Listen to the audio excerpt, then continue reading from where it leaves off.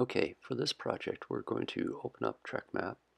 We're going to look at a walk through Central Park. So we're going to first off open up a new map. The Command M key gives us to the map loading window. We can now move around our map with some shortcuts here. We can pan and zoom with both the navigation keys in the upper left or the arrow keys on the keyboard, or you can actually grab the map and move it around too. The plus and minus keys also work.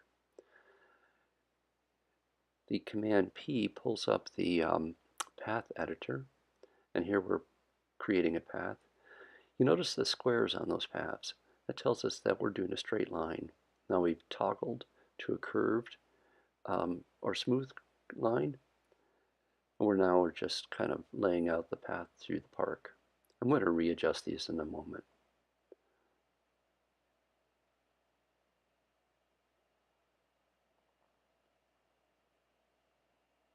Coming out of Columbus Circle. I turned off append because I want to be able to now play with individual points. I'm doing some inserting here with I, and then I grab the point and adjust where I want its location. There's an I and an adjustment. I, adjustment, move it. And now black is not the best color for this path, so let's find something different. We'll try blue, although the whole palette is available to us. And we're going to try changing the width. 10 pixels, 3 pixels, or we can 2 pixels.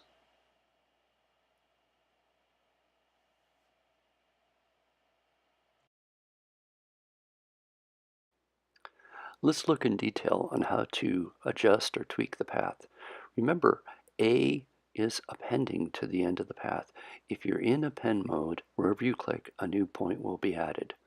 But I don't want to always be appending. So now I've turned off append, and I'm in an edit mode. I can select a point by clicking on it, insert a point after it. That doesn't quite look right. It's curved a little bit more than I should, so I've changed that by toggling it with a C to a corner or an angular type of line. Here I'm inserting and adjusting, insert. That's not what I want, so I can just delete that with a D.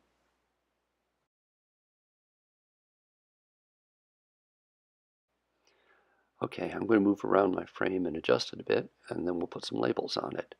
Command L gives me my label editor. I'm going to label the zoo within the park. I can move that. The D key will delete a label if it's been selected. Let's lay out the Metropolitan Museum.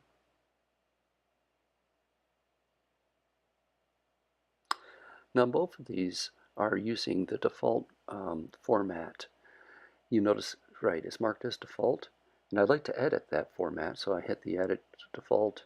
The top says now that it's default, and I want to change its size.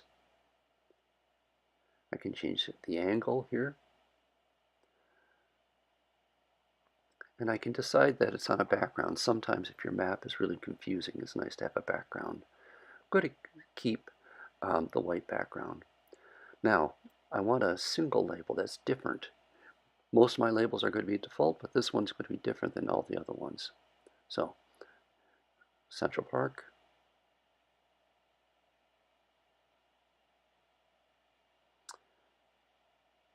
Custom, that's the important thing. Now that it will use its own set of parameters. I took off the background. It has its own angle.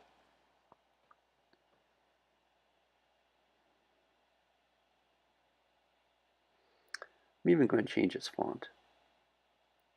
Just try out a few different things until I find one I like.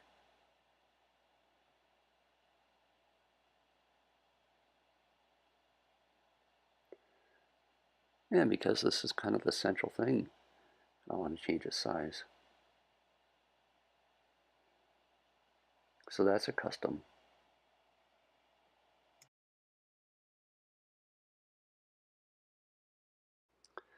Now we're going to add frames. Frames, remember, are the viewpoint that the camera has. First frame is always where the camera starts, and the last frame is where it ends. But we can have a lot of frames in between if we want to move up and down during the video. You see right there, those were really weird curves, so I changed them from being smooth curves to being just straight angle ones. And I've added some, and I'm now looking at the flow diagram, and I see that this middle one right there isn't quite far enough north, so I can adjust it. Now, because I've got all these intermediate frames, it might be best to go back to the curved path. Let's take a look. Not too bad. I can preview the whole thing. That doesn't look so bad. It's following the path nicely. When previewing it, I noticed that the word Central Park kind of faded in and out. I'd really like that to be there all the time. You see, there it is, appearing at the end. So I'm going to change it to static. Now it starts at the very beginning and it'll be there for the whole video. And now the final product. A little trip through Central Park.